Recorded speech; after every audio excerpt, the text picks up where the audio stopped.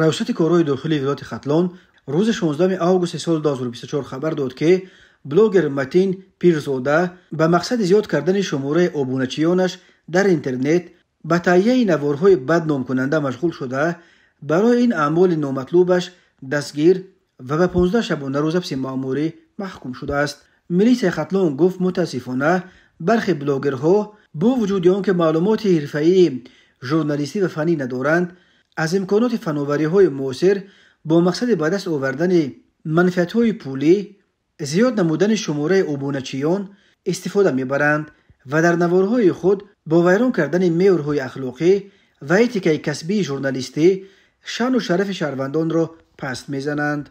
از جمله روز 15 آگوست در چند شبکه اجتماعی از جانب بلاگر با نام متین پیرزاده نوار نشر شد که به دلیل پس زدن شان و شرف دختران و پسران مورد انتقاد شدید کاربران شبکه‌های اجتماعی قرار گرفت. این نوار باعث مراجعت زنان و دختران تحقیر شده به ریاست کارهای داخلی ولایت ختلان گردید که خواستار اندیشیدن چاره‌های قانونی نسبت به متین پیرزاده برای پخش نوارهای بد نام کننده در شبکه اینترنتی شدند.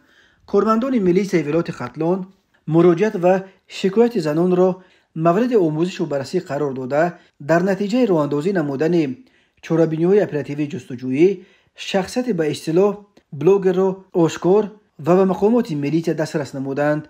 نامبرده در اصل سلیموف سبحان میرزا شریفوویچ سال تولدش 1996 زاده و استقامت کننده دهه زرگر در کنار شهر وحدت بوده.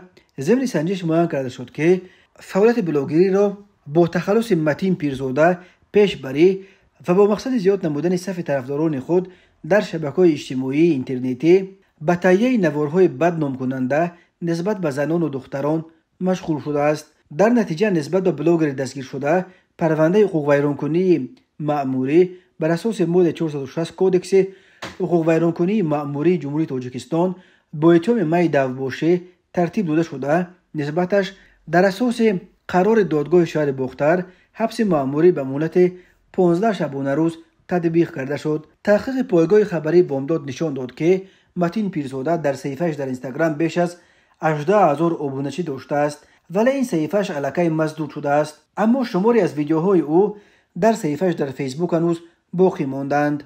متین پیرزاده در این نوارها که اکثرا در شهر باختر ثبت شدند اساساً از پس دختران می رود و از آنها رقم تلفن‌هایشان را می پرسد.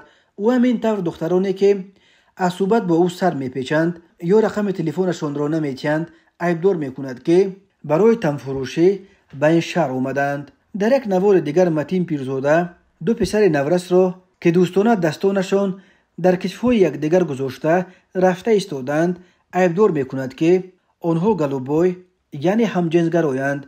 قسم دیگری نوارهای متین پیرزاده ثبت صدای صحبت‌های تلفنیش با دختران گوناگون است و از برخی ثبت‌ها برمی‌آید که آنها در عوض وعده اینکه درباره‌شان نوار پخش نکند به این بلاگر پول گذرانیدند. یکی از این دختران بلاگر را گناهکار می‌کند که پول گفتگیت را دادم ولی باز نامردی کردی و پخش کردی نوار مرا. او همچنین مستوی در کوچه و باغ‌های باختر خوابیده را به نوار می‌گرفت و نشر می‌کرد.